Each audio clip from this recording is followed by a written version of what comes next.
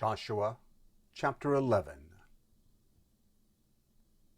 When Jabin, king of Hazor, heard of it, he sent to Jobab, king of Madon, to the king of Shimron, to the king of Achshaph, and to the kings who were on the north in the hill country, in the Arabah south of Chinneroth, in the lowland, and in the heights of Dor on the west, to the Canaanite on the east and on the west, the Amorite, the Hittite, the Perizzite, the Jebusite in the hill country, and the Hivite under Hermon in the land of Mizpah. They went out, they and all their armies with them, many people, even as the sand that is on the seashore in multitude, with very many horses and chariots. All these kings met together, and they came and encamped together at the waters of Merom to fight with Israel. The Lord said to Joshua, "Don't be afraid of them, for tomorrow at this time I will deliver them up all slain before Israel. You shall hamstring their horses and burn their chariots with fire." So Joshua came suddenly with all the warriors against them by the waters of Merom and attacked them. The Lord delivered them into the hand of Israel, and they struck them down and chased them to great Sidon, and to Misrephoth-maim, and to the valley of Mizpah eastward. They struck them until they left them no one remaining. Joshua did to them as the Lord told him. He hamstrung their horses and burnt their chariots with fire. Joshua turned back at that time and took Hazor and struck its king with the sword. For Hazor used to be the head of all those kingdoms. They struck all the souls who were in it with the edge of the sword, utterly destroying them. There was none left who breathed. He burnt Hazor with fire.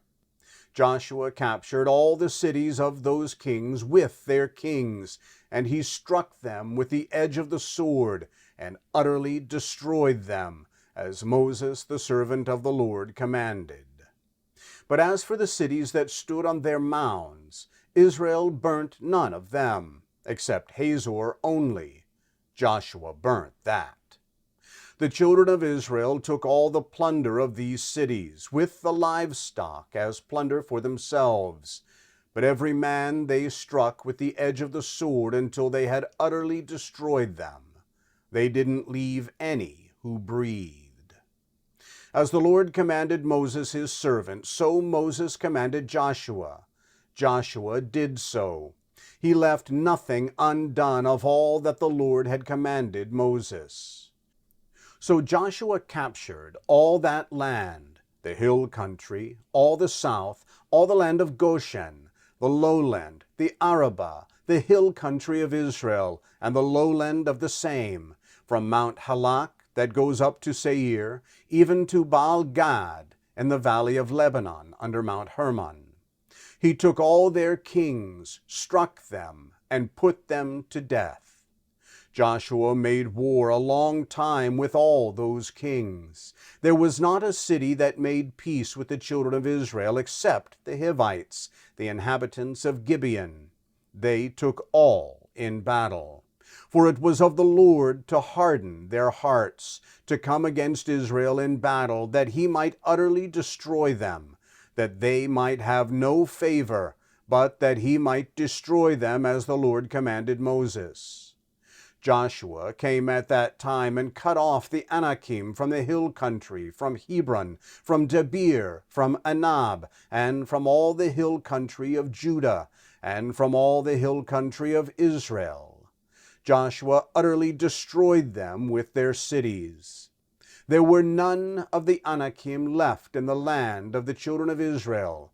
Only in Gaza, in Gath, and in Ashdod did some remain. So Joshua took the whole land, according to all that the Lord had spoken to Moses.